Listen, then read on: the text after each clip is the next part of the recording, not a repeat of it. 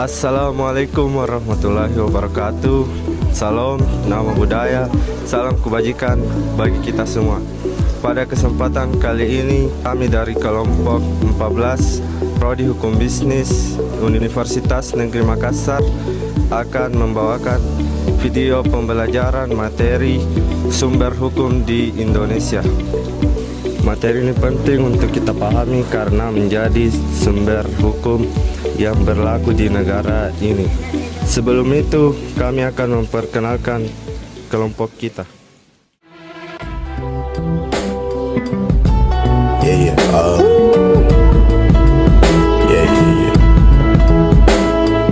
That's the way every day goes. Every time we've no control.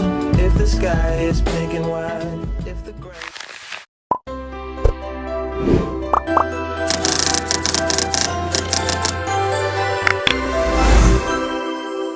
Sumber-sumber hukum di Indonesia adalah segala sesuatu yang menjadi dasar, asal, dan tempat lahirnya hukum yang berlaku di Indonesia. Dengan kata lain, sumber hukum merupakan dasar pembentukan dan pengenalan terhadap aturan hukum yang mengatur kehidupan masyarakat, negara, dan pemerintah.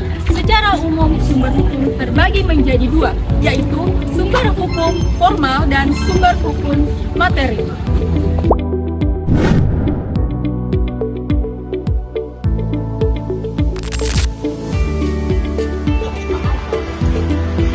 Assalamualaikum warahmatullahi wabarakatuh. Saya akan menjelaskan tentang sumber hukum material.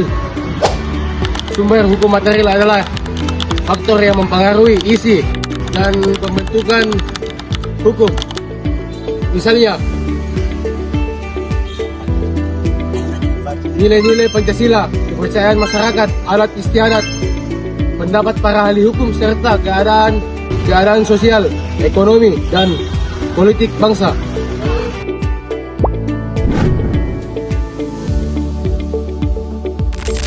Undang-Undang Dasar Negara Republik Indonesia tahun 1945 adalah sumber hukum tertinggi. Semua peraturan perundang-undangan yang ada di bawahnya harus sesuai dan tidak boleh bertentangan dengan Undang-Undang Dasar 1945. Sesuai dengan pasal 3 ayat 1 Undang-Undang Nomor 12 Tahun 2011 tentang pembentukan peraturan perundang-undangan yang menyatakan bahwa Undang-Undang Dasar 1945 adalah hukum dasar. Selanjutnya, undang-undang dan perpu dibuat untuk mengatur hal-hal penting dalam kehidupan bernegara. Sedangkan peraturan pemerintah berfungsi sebagai aturan pelaksana dalam undang-undang sebelumnya. Berikut ada peraturan presiden dan peraturan perda. Peraturan presiden dibuat oleh presiden untuk melaksanakan ketentuan dari undang-undang atau peraturan pemerintah. Biasanya berisi kebijakan nasional atau aturan teknisi tertentu agar pelaksanaan pemerintah berjalan dengan lancar. Sementara peraturan daerah disusun oleh pemerintah daerah bersama DPRD dan berlaku di wilayah masing-masing. Tujuannya agar daerah bisa mengatur urusan rumah tangganya sendiri sesuai dengan kebutuhan dan karakter masyarakat setempat. Peraturan daerah ini juga harus tetap sejalan dengan aturan yang lebih tinggi seperti undang-undang dan Undang-Undang Dasar 1945.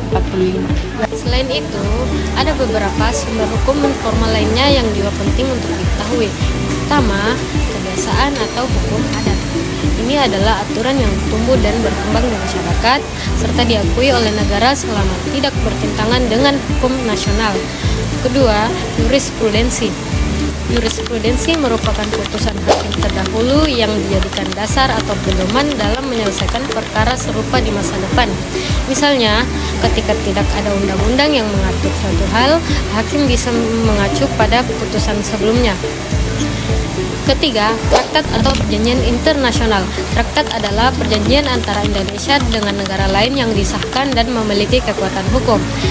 Dan terakhir, doktrin, yaitu pendapat para ahli hukum yang dijadikan rujukan dalam penegakan hukum, khususnya untuk menafsirkan aturan yang belum jelas.